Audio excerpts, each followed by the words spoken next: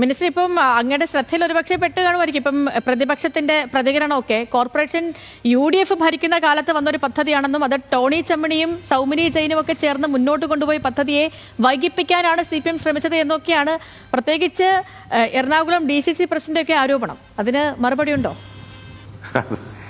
ഇത് സ്വാഭാവികമായിട്ടും ഇത്തരം പ്രതികരണങ്ങൾ നമ്മൾ ആദ്യമായിട്ട് കേൾക്കുന്നതല്ലോ. യഥാർത്ഥത്തിൽ അവർ സന്തോഷിക്കുകയല്ലേ ചെയ്യേണ്ടത്. എന്തിനാണ് ഒരു അസ്വസ്ഥത ഉണ്ടാവേണ്ട കാര്യം? ഇങ്ങനെ ഒരു ചേരി നിവാസികളായിട്ടുള്ള ആളുകൾക്ക് ഇത്ര മികച്ച സൗകര്യം ഒരുക്കാൻ കഴിയുന്നതിൽ സന്തോഷിക്കുകയാണ് ചെയ്യേണ്ടത്. അതിന് പകരം ഒരു തർക്കമുണ്ടാക്കേണ്ട കാര്യം എന്താണ്? 2013 ഭരണാനുമതി കിട്ടിയതാണ്, ഇപ്പം 2025. ഈ കോർപ്പറേഷൻ LDFന്റെ കോർപ്പറേഷൻ ഭരണസമിതി അധികാരത്തിൽ വന്നത് 2020. 7 വർഷം അവർക്കുണ്ടായിരുന്നു. 7 വർഷം കൊണ്ട് പൂർത്തിയാക്കാൻ കഴിയുമായിരുന്നതാണല്ലോ, വളരെ നേരത്തെ പൂർത്തിയാക്കാൻ കഴിയുമായിരുന്നാണല്ലോ. എന്തിനാണ് LDF ഭരണസമിതിക്ക് ഇങ്ങനൊരു അവസരം അവർ കൊടുത്തത്? അത് പൂർത്തിയാക്കാത്തത് കൊണ്ടല്ലേ ഈ അവസരം LDF ഭരണസമിതിക്ക് കിട്ടിയ 5 വർഷം കൊണ്ട്. അതിനു മുമ്പുള്ള 7 വർഷം നടന്നില്ല. പക്ഷേ കിട്ടിയ 5 വർഷം കൊണ്ട് ജനങ്ങളോടുള്ള പ്രതിബദ്ധത മുൻനിർത്തി അത് യാഥാർത്ഥ്യമാക്കണമെന്ന നിശ്ചയദാർഢ്യത്തോടു കൂടി പ്രവർത്തിച്ചു. അതിൽ സംസ്ഥാന ഗവൺമെൻറ് എല്ലാ പിന്തുണയും കൊടുത്തു. ഇതെല്ലാം ചേർന്നപ്പോഴാണ് നമ്മൾ കാണേണ്ട ഒരു കാര്യം.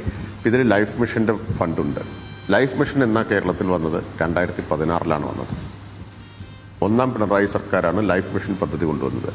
അതിന് കഴിഞ്ഞ തെരഞ്ഞെടുപ്പ് കാലത്ത് UDFന്റെ ഒരു പ്രധാന വാഗ്ദാനം, ഞങ്ങൾ അധികാരത്തിൽ വന്നാൽ ലൈഫ് മിഷൻ നിർത്തുമെന്നായിരുന്നു. നിർത്തിയാലത്തെ അനുഭവം എന്താണെന്ന് നിങ്ങൾ ഓർത്ത് നോക്കൂ. 4,64,000 വീടുകളാണ് ലൈഫിൽ ഇതുവരെ പൂർത്തിയാക്കിയത്. 1,33,000-ലധികം 1,33,133 വീടുകളുടെ നിർമ്മാണം നടന്നുകൊണ്ടിരിക്കുന്നു. എന്ന് പറഞ്ഞാൽ ഈ ഗവൺമെന്റിന്റെ കാലത്ത് ഇപ്പോൾ എനിക്ക് നിസ്സംശയം പറയാൻ പറ്റിയൊരു 5.25 ലക്ഷം വീട് പൂർത്തിയാക്കുന്നുണ്ട്.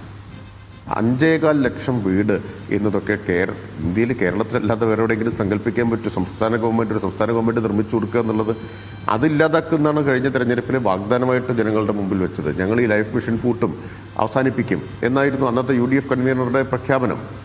അപ്പോൾ ലൈഫ് മിഷന്റെ പദ്ധതി 2016 വന്നത്.